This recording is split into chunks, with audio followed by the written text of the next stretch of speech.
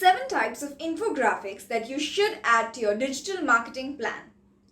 Whether you're a marketer or a content creator, you've probably already noticed that infographics are throughout these days.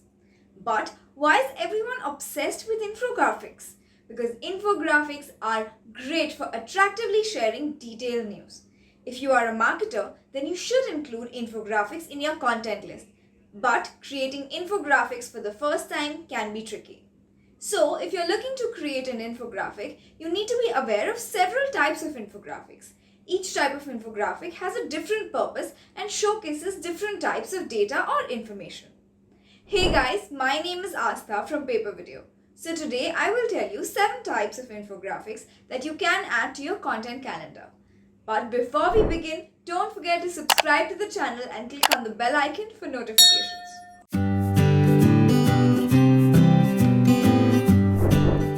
Number 1. Timelines. Timelines are the most basic type of infographic. You can use them in many ways, including explaining past events, or telling a story, or even just illustrating a timeline. Number 2. Informational. Informational infographics typically have more text than other types of infographics. They are perfect for explaining thoughts or topics with the help of visuals. They are also helpful in driving traffic to your website. Besides, they build credibility by allowing the creator to show their expertise and educate the audience.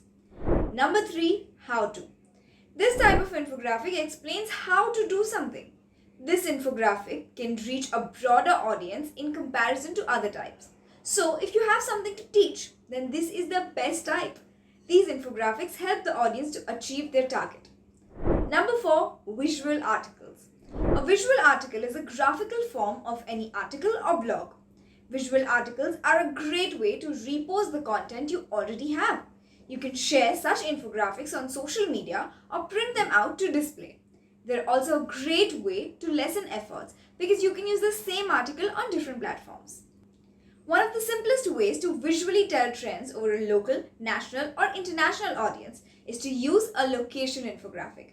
Usually, you can create these infographics in the form of a map with icons and color-coded regions. This type of infographic is for comparing local and global statistics on a relevant topic.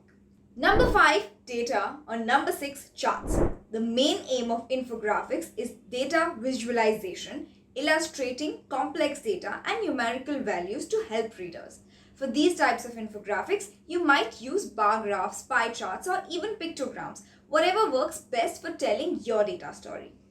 Number 7. Comparison.